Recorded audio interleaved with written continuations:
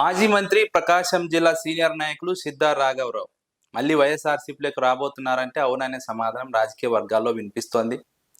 ఎందుకంటే సిద్ధా రాఘవరావు 2014 ఎన్నికల్లో తెలుగుదేశం పార్టీ నుంచి గెలిచి మంత్రి అయ్యారు. ఆ తర్వాత 2019 వైఎస్ఆర్సీపీ అధికారంలోకి వచ్చిన తర్వాత వైఎస్ఆర్సీపీలోకి వచ్చారు. 2024 ఎన్నికల్లో వైఎస్ఆర్సీపీ నుంచి ఎంపీగా పోటీ చేయించాలని ప్రయత్నం చేసినప్పటికీ సాధ్యం కాలేదు. దర్శి వైఎస్ఆర్సీపీ టికెట్ బూచేపల్లి శివప్రసాద్ రెడ్డికి ఇవ్వడంతో సిద్ధా రాఘవరావును అక్కడ అకామిడేట్ చేయలేకపోయారు. అయితే ఆ తర్వాత వైఎస్ఆర్సీపీ అధికారం కోల్పోయింది. తెలుగుదేశం కూటమి ప్రభుత్వం అధికారంలోకి వచ్చింది. అప్పటి నుంచి వైఎస్ఆర్సీపీకి సిద్ధా రాఘవరావు దూరంగా ఉన్నారు.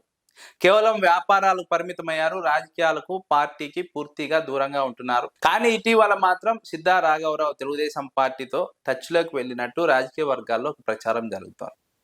తెలుగుదేశం పార్టీలోకి వెళ్ళాలని ప్రయత్నిస్తున్నారు.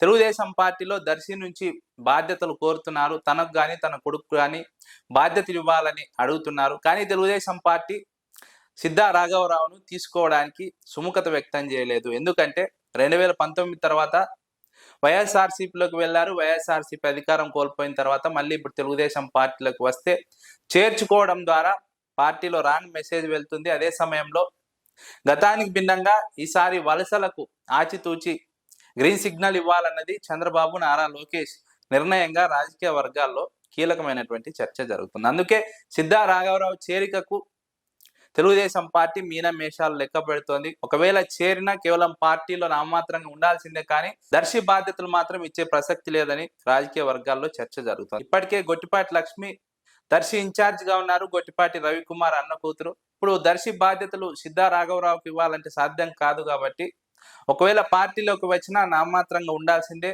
అలా ఉంటే రావచ్చు అన్నట్టు తెలుగుదేశం పార్టీ అధిష్టానం ఇప్పటికే తమ నిర్ణయాన్ని ప్రకటించినట్టు తెలుస్తోంది. సిద్ధా రాఘవరావు మాత్రం తనకు కానీ తన కొడుకు కానీ దర్శి బాధ్యతలు ఇవ్వాలని కోరుతున్నారు.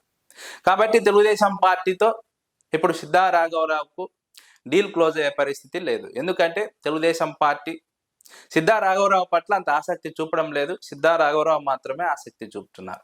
ఇప్పుడు ప్రత్యామ్నాయం సిద్ధా రాఘవరావుకు వైఎస్ఆర్సీపీకి దూరంగా ఉంటున్నప్పటికీ మళ్ళీ ఇప్పుడు పార్టీలోకి వచ్చి యాక్టివ్ అయ్యి పార్టీలో ఉండాల్సినటువంటి అవసరాన్ని రాజకీయ విశ్లేషకులు గుర్తు చేస్తున్నారు. ఎందుకంటే వచ్చే ఎన్నికల్లో టికెట్ కావాలంటే ఇప్పటి నుంచే వైఎస్ఆర్సీపీలో పని చేయాలి. అప్పుడు మాత్రమే వైఎస్ జగన్మోహన్ రెడ్డి టికెట్ ఇవ్వడానికి ఆలోచిస్తారు. అంతేగాని ఎన్నికలకు ముందు వచ్చి టికెట్ అడిగితే ఇప్పుడున్న పరిస్థితుల్లో ఇచ్చే ప్రసక్తి లేదని రాజకీయ విశ్లేషకులు అంచనా వేస్తున్నారు. కాబట్టి Siddha రాఘవరావుకు Telugu Desam party doors close చేయడంతో వైఎస్ఆర్సీపీలోకి రావడానికి గ్రౌండ్ ప్రిపేర్ చేసుకుంటున్నారు. ఆ దిశగా ఆలోచన చేస్తున్నారు, నిర్ణయం తీసుకోబోతున్నారు.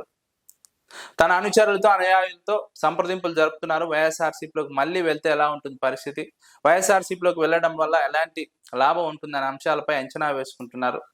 తద్వారా త్వరలో ఒక నిర్ణయం తీసుకోబోతున్నారు. ప్రకాశం జిల్లాలో సిద్ధా రాఘవరావు మళ్ళీ వైఎస్ఆర్సీపీలోకి రాబోతున్నారు అన్నది రాజకీయ వర్గాల్లో జరుగుతున్నటువంటి చర్చ. సిద్ధా రాఘవరావు వైశ్య సామాజిక వర్గానికి చెందిన నాయకుడు. వైశ్య సామాజిక వర్గంలో కీలకమైనటువంటి పట్టు ఉన్నటువంటి నాయకుడు.